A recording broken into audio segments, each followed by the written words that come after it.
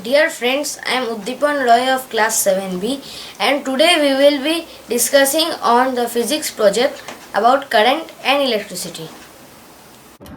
As part of today's discussion, we will touch upon electric charges and current, electric circuit and its components, measuring instruments, and will try to understand the relationship between potential difference and current.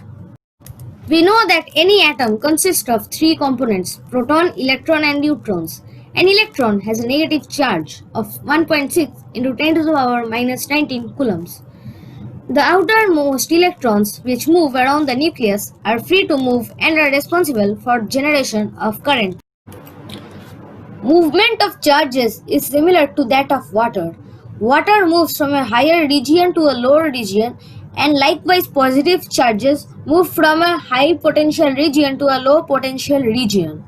Electrons, being negatively charged, move from a low potential to a high potential point. The difference between the higher potential point and the lower potential point is known as potential difference. For example, the potential difference across the terminals of a dry cell battery is 1.5 volts. Thus, movement of charges from a high potential to low potential point results in current flow.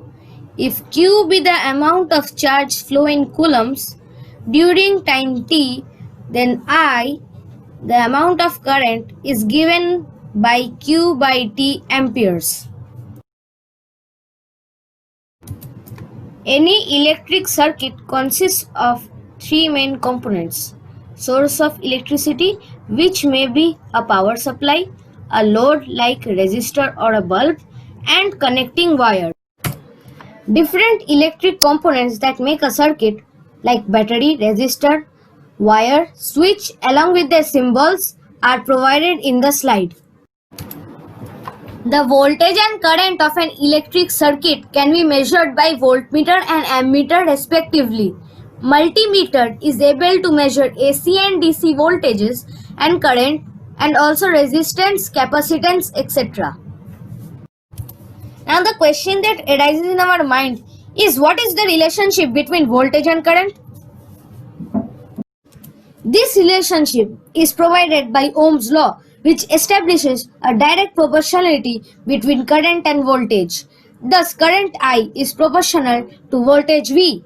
Thus, if V is doubled, I is also doubled when the circuit resistance remains the same. Similarly, if the voltage is halved, the current is reduced by 50%. Hence, V is equal to IR, where R is the circuit resistance.